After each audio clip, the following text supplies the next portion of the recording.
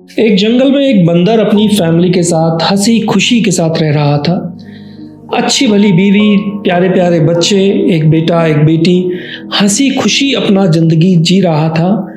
खुश था, संपन्न था, किसी चीज की कोई कमी नहीं थी और खुशहाल परिवार के तौर पर अपने परिवार को पाल रहा था। एक दिन जंगल में घूमते हुए उसे एक मटके के अंदर एक सुंदर सा केला दिखा।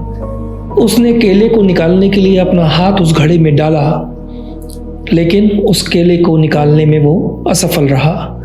जैसे ही वो निकालता, उसका हाथ उस घड़े में अटक जाता।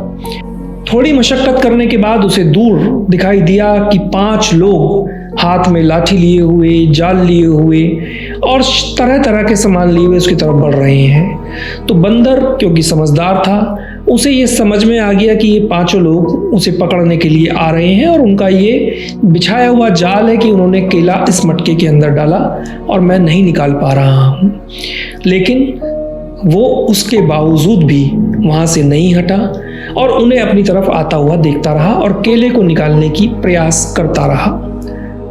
आखिरकार उसका प्रयास सफल नहीं हुआ और वो 5 व्यक्ति उसके पास तक पहुंच गए। उन्होंने बंदर को पकड़ लिया। अब बंदर अपनी परिवार से दूर शहर के अंदर उन मदारियों के साथ बैठ कर के तमाशा दिखाता था और कैद होकर के उनका पालन पोषण और जो उसे मिलता था बचा कुचा वो खाता था। उस बंदर का खुशहाल जीवन खत्म हो चुका था, वो अपनी फैमिली से दूर हो चुका था। तो साथियों, बहुत सी बात जिंदगी में ऐसी होती हैं जो हमें समय पर छोड़नी बहुत जरूरी होती हैं। अगर समय रहते हम उन परिस्थितियों को, उन बातों को नहीं छोड़ते हैं तो शायद हम भी उस बंदर की तरह उसमें ट्रैप हो जाते हैं और फिर चाह करके भी वापस नहीं आ पाते हैं। वक्त रहते उन चीज़ों को छोड़ना बेहतर है जो आपकी और हमारी ज़िंदगी के लिए ठीक नहीं है, अच्छी नहीं है और हमें सही नहीं लग रही हैं।